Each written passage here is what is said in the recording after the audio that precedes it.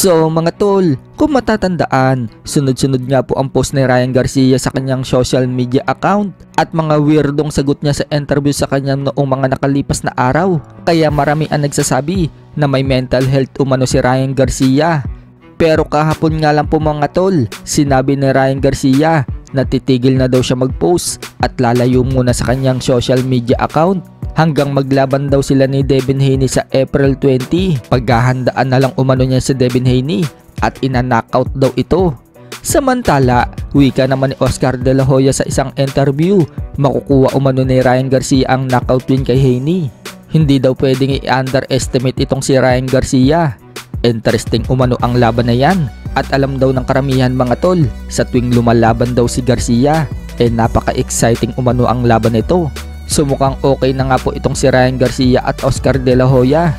Noong mga nakaraan lang, nagbabangayan sila matapos matalo ni Ryan Garcia kay Tank Davis. Hindi pa nga po sumipot itong si De La Hoya sa post-fight press conference at iniwan si Garcia. So paano kaya mga tol kung matalo si Garcia kay Devin Haney? Mangiiwan na naman kaya itong si De La Hoya? Ano sa tingin nyo mga tol? Pero kung sakaling manalo naman si Garcia, paniguradong matutuwa itong si De La Hoya. At baka hindi na umalis itong si Garcia sa Golden Boy promotion. Sa kabilang banda naman mga tol, alam na nga po ng karamihan na sa July 20 na ang laban ni Mike Tyson versus Jake Paul na ipapalabas ng live sa Netflix. Pero bago po maikasa ang laban na yan mga tol, inoperan din pala ang kapatid ni Jake Paul na si Logan Paul na maglaban sila ni Mike Tyson. Yan po ang pagbubunyag ni Logan Paul mga tol sa isang interview. Pero tinanggihan umano ni Logan Paul ang alok sa kanya na labanan itong si Mike Tyson. Dahilan nga po ni Logan Paul, matanda na daw si Mike Tyson.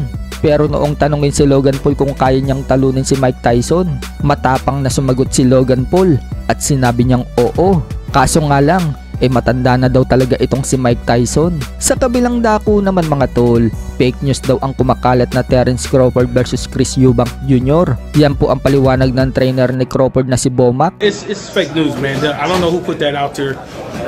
Somebody said Eubanks there. He could be just playing or something like that. But you know, we'll stay in the gym so anything comes his way, he'll be ready for it. Sa ibang balita naman mga tol, humakot nga po ng parangal ang anak ni Jason Casimero at pamangkin ni Cuadro Alas sa isang pakonte sa lugar nila.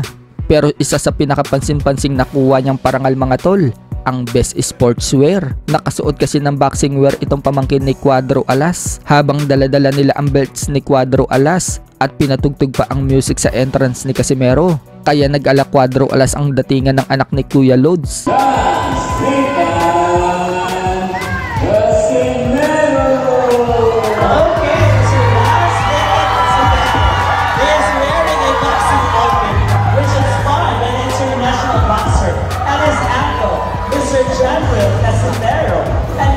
Mr. Jason Casimero. The outfit exudes strength and determination, reflecting the sport's raw athleticism. He wears a pair of snug-fitting shirts, typically crafted from breathable fabric, allowing for unrestricted movement in the ring. And the shirt also features a plastic waistband for a secure, ensuring the intact. With his boxing outfit, Laz exudes confidence and grit,